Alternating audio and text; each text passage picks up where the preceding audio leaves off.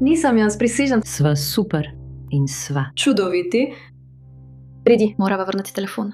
Ljubim te, ljubim te, ljubim te. Agamlo na seznamu. Ampak Agam ni na seznamu, ampak to ni kar tako, Agam ni na seznamu. To je samo Agam, ki ni na seznamu. Dejstvo, da sem poklicala dragega, naj mi da poljub, preden je odšel. To je bil zadnji poljub. Svojemu možu sem povedala, da želim odpreti center. In sem pogledal me in rekel, Jen, Mislim, da je to razlog, zakaj imava hišo. Oni potrebujejo terapijo. Jaz pa, počakaj, mi jim nudimo terapijo. Nudimo jim razvajanje, spajo, dobro hrano, dajmo jim vse. No, režiser Zak Zorgo Brašin pravi, da ni želel posneti še enega filma o tem, kaj je bilo izgubljeno 7. oktobra. Želel je posneti film o tem, kaj je bilo zgrajeno iz ruševin. In zdaj se nam pridružuje, torej Zak, namerno si se odločil, da napadov samih ne boš ponovno prikazal. Rekel si, da smo to že videli. To vemo. Povej nam torej malo več o 7 družinah v tem filmu in kaj si v njih našel, kar se ti je zdelo, da še ni bilo povedano. Ja, hvala, da ste me povabili. Ja, torej sodelujem z Moral Edge in osebo, ki je ustanovila Moral Edge, Michaelom Gerbetsem, ki vodi nekaj novičarskih portalov o Izraelu. In res ga je zanimalo, da bi naredil nekaj glede talcev. Potem pa so prišla na idejo, da bi dejansko govorila o družinah. Ker kot nekdo, ki je osebno doživel izgubo, ne zaradi nasilja, ampak zaradi bolezni v moji družini. Vem, kako je leto potem, mesec potem, ko se te stvari zgodijo. To veste, včasih pozabimo na izgubo naših prijateljev, ampak res sem se želel osredotočiti na družine. In mislim, da je to res poseben dokaz izraelskega duha, judovskega duha, kako smo sposobni te trenutke spremeniti v nekaj, kar vpliva na prihodnje generacije in ima velik pomen. Povej nam malo več o teh 7 različnih družinah in kako si jih našla, se povezala z njimi, ter zakaj si se odločila prav za njihove zgodbe.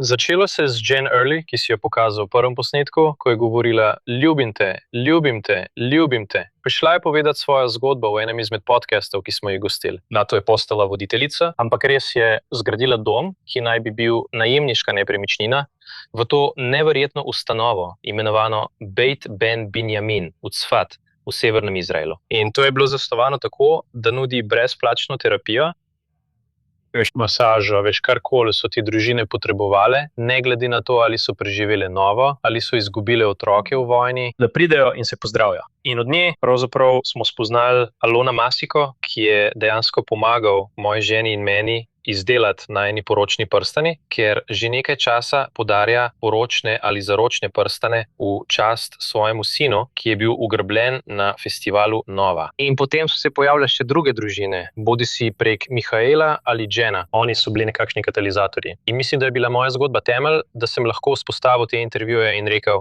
veste, lahko se poistovetim z vami, ampak zdaj želimo to deliti s svetom, da lahko pomagamo podpreti to, kar počnete, da ohranite svojo, veste, žrtev vaše družine živo. Kaj bi rekli, da so bili nekateri izmed izstopajočih trenutkov v filmu? No, nekako ste pokazali del tega. Tisti prizor, kjer ima Jen zadnji pogovor s svojim sinom Benom, Benjaminom, je zelo močan. Je še ena mama, Naomi Weiser, ki, veste, deluje še posebej za ameriško občinstvo, kot zelo nekako poznamo jo. Tudi moja teta je rekla, da ima občutek, kot da jo pozna. Tudi moja žena, ki je Izraelka, je rekla, da ima občutek, kot da jo pozna. In mislim, da je govorila o tem, medtem ko se osredotočamo na obnovo, želim, da se vsi povežete s temi družinami. In mislim, da jih je cela paleta. In kar res.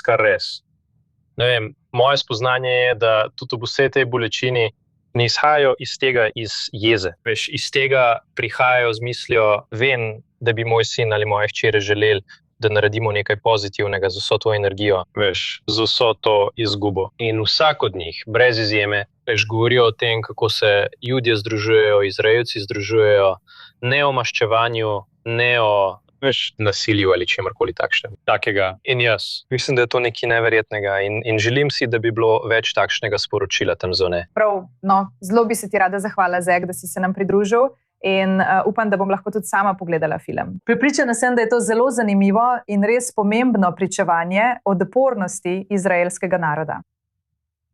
Hvala in da vsi vejo, brezplačno je na voljo na justtellmeyourlife.com, brezplačno, prosim delite in si oglejte.